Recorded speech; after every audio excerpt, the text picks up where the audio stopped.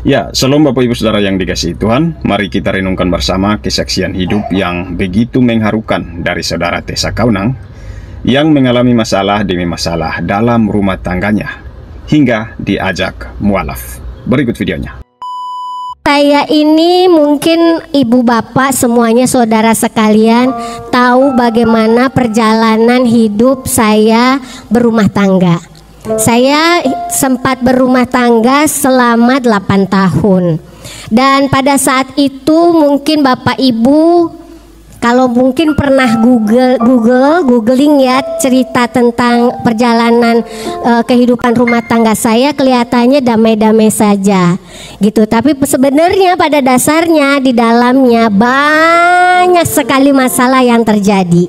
Salah satunya KDRT ya, KDRT, kemudian tidak dinafkahi, kemudian kesetiaan atau perselingkuhan gitu ya. Dan semuanya sebenarnya saya berusaha untuk melalui karena kita kan sebagai orang Kristen kan tidak boleh bercerai gitu ya.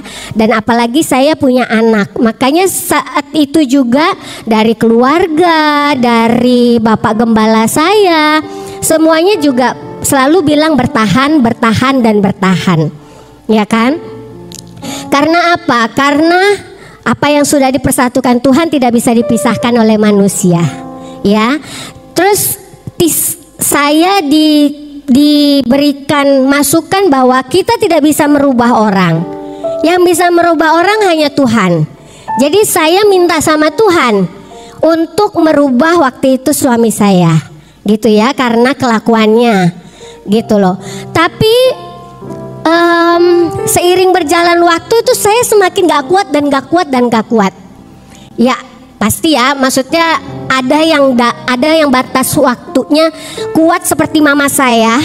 Mungkin ibu bapak ada yang pernah dengar kesaksian mama saya ya di Solusi, yang beliau bisa kuat sampai 29 tahun. Ya saya salut banget sih sama mama saya sendiri, saya salut karena saya salah satu anak yang waktu itu karena saya sudah punya uang sendiri, saya pernah menyarankan sama mama saya untuk bercerai sama papa saya. Saking melihat penderitaannya mama saya, gitu ya. Bagaimana kelakuan papa saya yang luar biasa yang benar-benar menyeramkan waktu itu. Ya, jadi saya sendiri waktu itu pernah menyarankan untuk mama saya bercerai sama papa saya, tapi mama saya berkata tidak. Dan ternyata kita melihat buahnya sekarang. Tapi kalau dibilang sama orang perjalanan hidup rumah tangga mama papa saya dan saya pasti beda. Kenapa saya tidak bisa bertahan? Karena saya tidak di sepatu mama saya. Mama saya pun tidak di sepatu saya. Jadi kita tidak bisa menyamakan gitu ya perjalanan. Jadi kalau perjalanan rumah tangga saya setelah 8 tahun saya bertahan, itu pun karena benar-benar saya merasa bahwa yang namanya rumah tangga tidak bisa dipisahkan oleh manusia gitu ya. Sampai pada akhirnya mantan suami saya itu pindah agama, pindah keyakinan dulu loh ya. Jadi dia pindah keyakinan dulu karena memang pada dasarnya mantan suami saya ini lahirnya secara Muslim, kemudian dia punya bapak itu Kristen. Pada saat setelah umur 2 tahun mereka cerai. Terus waktu SMA dia mau ikut bapaknya untuk tinggal ikut bapaknya. Untuk mengambil hati bapaknya, waktu SMA dia pindah agama, mengikuti bapaknya gitu. Nah, seiring berjalan waktu pada saat berumah tangga sama saya, berarti dari awal kita sudah sama-sama ya, sama-sama satu keyakinan Kristen. Bukan saya yang mengkristenkan dia gitu ya. Kita menggebu-gebu, kita berapi-api, kita pelayanan kemana-mana, keluarga Kaunang, keluarga Tumiwa, itu semuanya jadi satu, kita pelayanan kemana-mana. Nah Kemudian seiring berjalan waktu banyak sekali masalah-masalah dalam rumah tangga kami. Salah satunya yaitu KDRT dan juga sempat ada narkoba. Beliau sempat kena narkoba di terakhir-terakhir kita mau bercerai. Kemudian entah bagaimana dia pokoknya sering gak pulang ke rumah. Pulang-pulang cuma sehari ganti baju, habis itu pergi lagi ke daerah kota, ya kan. Terus habis itu pokoknya nggak tahu kenapa padahal sudah punya anak, ya kan, sudah jadi bapak malah jadi bandel. Nggak tahu gimana ceritanya. Sampai akhirnya pulang-pulang dia bilang dia mau pindah keyakinan. Jadi ketemu saya cuman pengumuman. Bukan izin, bukan diskusi, bukan apa, cuman pengumuman, aku besok hari Jumat mau pindah agama. Oh ya udah. Menurut saya itu keyakinan orang, saya nggak bisa paksa. Meskipun itu bapaknya anak-anak gitu ya. Jadi saya pikir ya sudah, kalau kamu mau mengambil keputusan itu, mungkin juga itu dia karena waktu itu kan ibunya juga masih ada dan dia pastikan berkomunikasi ya, berdiskusi terus sama ibunya. Mungkin ya saya nggak tahu bagaimana sampai akhirnya dia mau ikut agama ibunya lagi. Nah akhirnya dia pindah agama, dia pindah keyakinan. Nah kita masih sempat tuh bersama-sama, masih sempat bersama-sama untuk menjalani kehidupan rumah tangga karena kita punya anak. Tapi cara doanya udah beda. Pada saat kita mau tidur, bangun tidur, biasanya kita doa bersama ya sebelum tidur, bangun tidur. Ini sekarang beda. Saya di sini baca Alkitab, di sini bacanya beda. Al-Qur'an. Gitu. Jadi semakin tidak damai hidup saya. Semakin tidak damai hidup saya, tapi saya nggak bisa apa-apa karena saya nggak bisa merubah orang. Yang bisa merubah orang hanya Tuhan Yesus gitu ya. Nah akhirnya ya saya cuma bisa berdoa. Saya menyerahkan aja diri saya kepada Tuhan gitu.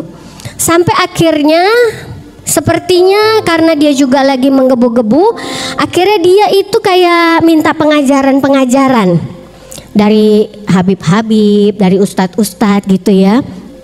Sampai akhirnya dia dapat pengajaran yang sebenarnya sih udah nggak usah pengajaran dari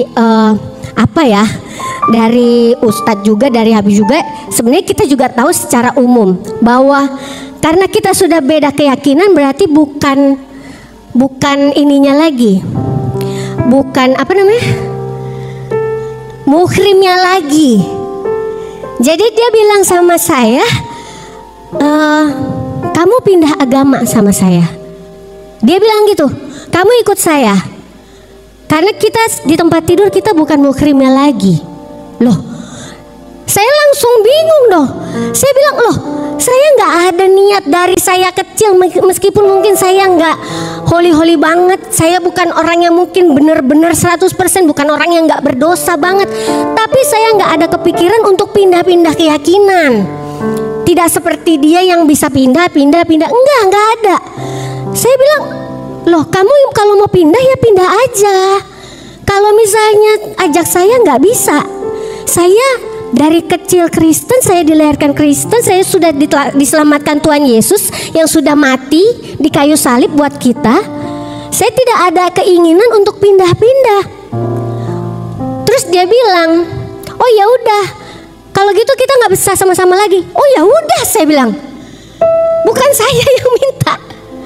Nah, oke. Terus habis itu akhirnya kita sudah mulai itu renggang. Sampai akhirnya dia mulai mengajak anak-anak. Nah ini dia. Ya namanya ibu ya. Bagaimanapun juga anak-anak saya masih kecil. Bukannya apa, anak-anak terlahir secara Kristen. Yang saya tahu kalau mereka nanti sudah besar, mereka bisa memilih mungkin ya. Tapi kalau masih kecil jangan dipengaruhi. Mereka biarkan hidup dan berkeyakinan, beragama sesuai seperti saat mereka lahir, ya kan? Jadi pada saat dia mempengaruhi anak saya semakin marah. Saya semakin mantap untuk berpisah. Jadi pada dasarnya waktu saya memutuskan untuk bercerai itu karena saya mau mempertahankan iman anak-anak saya. Karena kalau saya sendiri saya bisa bertahan, saya kuat karena saya sudah besar. Tapi anak-anak saya berusaha sekuat tenaga untuk menyelamatkan iman anak-anak saya. Jadi kalau ibu, bapak, semua saudara sekalian melihat, kenapa ya ibunya Tessa Kaunang bisa bertahan 29 tahun sampai detik ini, puji Tuhan malah bapak saya jadi gembala.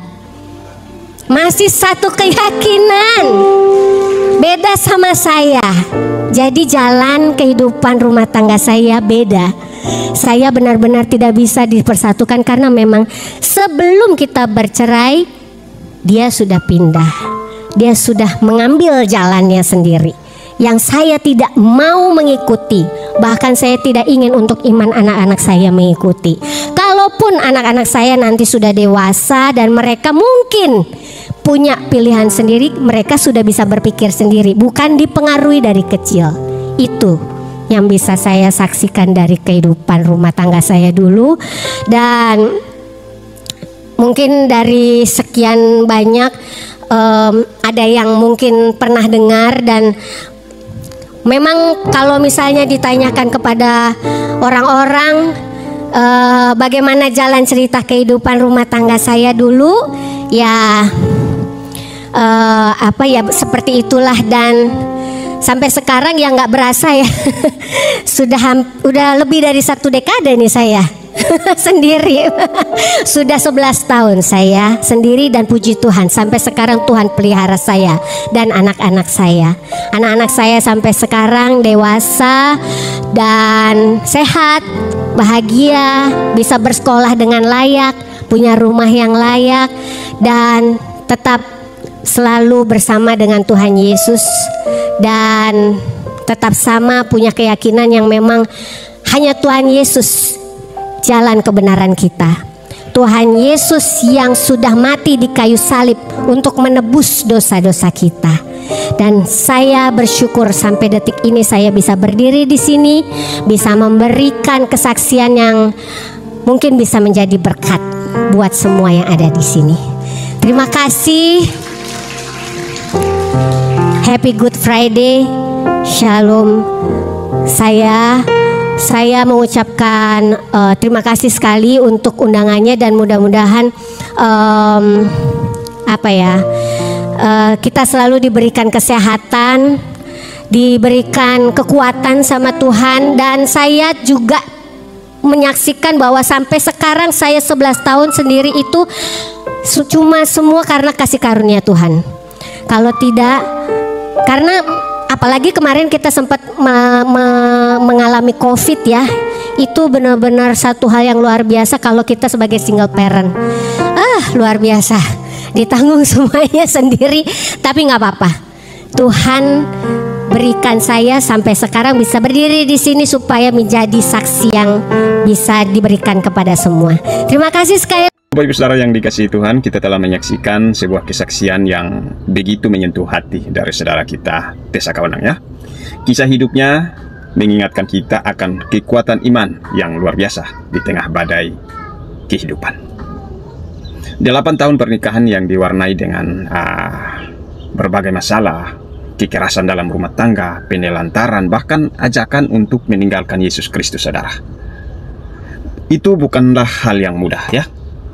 Namun di tengah cobaan itu, saudara Tessa berdiri di atas dasar kasih dan pengorbanan Yesus Kristus. Ia memilih untuk tetap setia mengingat pengorbanan Yesus Kristus di kayu salib yang telah menebus dan menyelamatkan keluarganya. Luar biasa ya. Di dalam Yohanes 14 ayat 6, Yesus berkata, "Akulah jalan, kebenaran, dan hidup. Tidak ada seorang pun yang datang kepada Bapa kalau tidak melalui Aku."